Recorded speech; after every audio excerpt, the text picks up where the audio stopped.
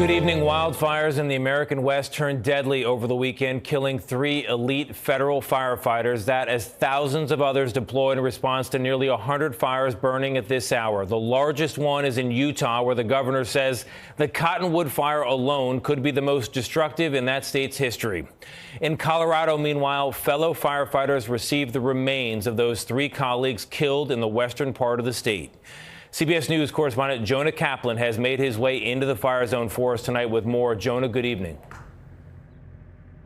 Tony, good evening. These fast-moving wildfires turning what should be a lush green mountainside into this charred black landscape. More than 270,000 acres have either burned or are on fire right now in the state of Utah. 270,000, that's a big number. What's it mean? We'll put it all together. You're talking about an area that's nearly twice the size of the city of Chicago. Career firefighters called it a perfect firestorm. Roaring flames driven by high winds of up to 60 miles an hour and humidity as low as 5%. Extremely critical fire weather is how federal officials describe it, with high potential for new large fires, conditions that are extraordinarily rare for late June.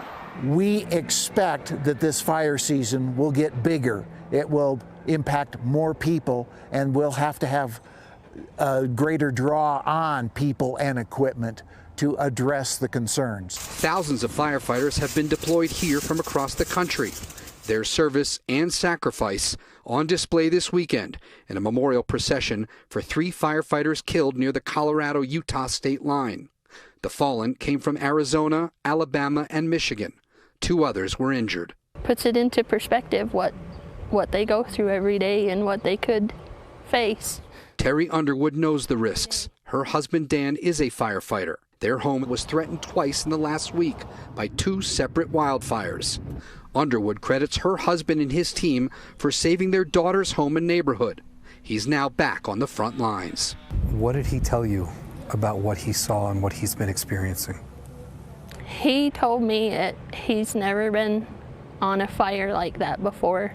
He said it was so loud, it sounded like a jet engine just roaring, and they saw the big flames coming.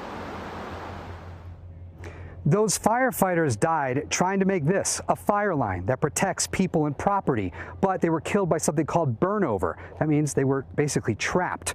The other 2 firefighters who were injured, they're recuperating at a Denver hospital. It's a little cooler today, Tony, but it is still a state of emergency in the state of Utah, and Governor Cox banning all fireworks for this July 4th holiday week. You can understand why. Jonah, thank you very much. In addition to the dangerous fire conditions in the West, meteorologist Rob Marciano is also tracking a heat wave that will hit nearly 150 million people in the East ahead of the 4th of July weekend. Rob, good evening.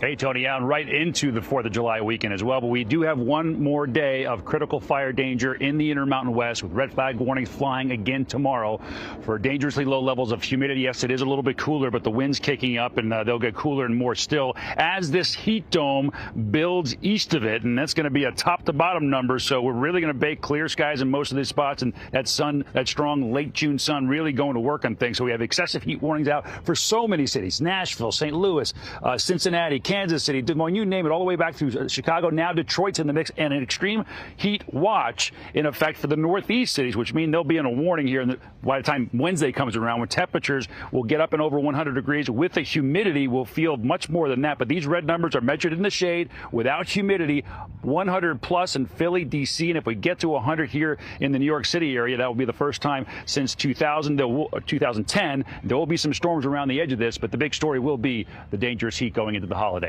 Tony? All right, Rob, thank you very much.